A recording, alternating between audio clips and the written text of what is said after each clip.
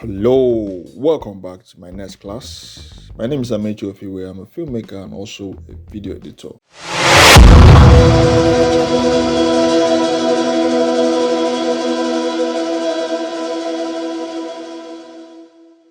So we're going to be looking at previewing clips. The following steps describe how to preview clips. Number one, navigate the project panel and navigate to the assets you wish to preview. Number two, double click the clip preview thumbnail and we'll see this. Number three, the clip opens in the source monitor. Using the playback tool, you can preview and mark your clips. So today we're going to be doing more of explain how the preview clip and playback tools work.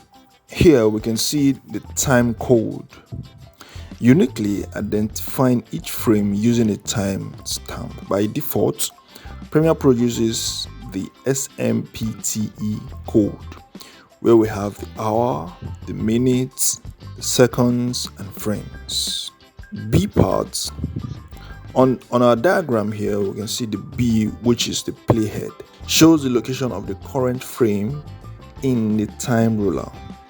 Okay, as you can see here, you can see our playhead, which shows exactly where the time ruler is located on our time frame. Okay, and C shows the time ruler, displays the duration of a clip. Tick marks indicate unit of time. And D, we can see marker. You can use a marker to add comments or notes to a clip. You can see the icon there, marker. Marker used to add comment or notes. Then E, we have mark in and out. Select a portion of the clip. Okay, so with this icon, we can use to select a portion of the clip that we wish to use before we drag it into our timeline. So this icon is used to select a portion of the clip. Then when you drag it to your timeline, you can play it to preview the particular portion you have just selected. And we see F, go to in or out. Snap the playhead to the clip in or out portion. By using this sign, when we click on the left, it snaps the clip back to the beginning. And we click on the right, it snaps the beginning back to the right.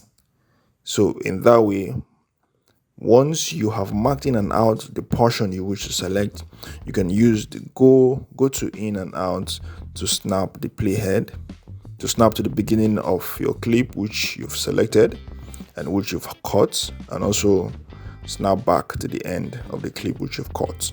For G, step back and forward on frame.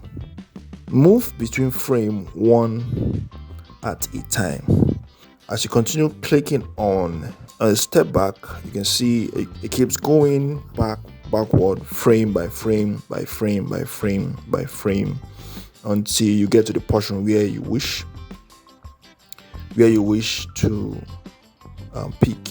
Also, by the demonstration here that you can see, snapping forward, your playhead begins to go forward, as you can see. Okay, on the H, you can see play and stop. Starts and stop the clip at the playhead. Okay, this particular icon, H, that is labeled H, you can see when you click on it, it hits play on your video to play the clip. Also, if you want to stop your clip, you can hit the same icon. It also stops playing your clip. I, insert and overwrite, applies an insert or overwrite edit of the clip into the sequence. Alright, by the time when you hit the icon, you can see here it overwrites the clip. You can hit the icon to overwrite the clip, or you can hit the other icon to insert a clip. Okay, our J here, export frame. It saves the frame at the location of the playhead as an image.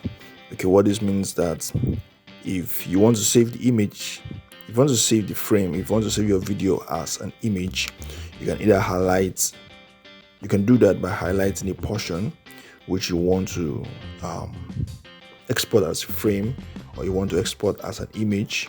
Then you select it, you have it selected, and you click on that icon, and it does just that.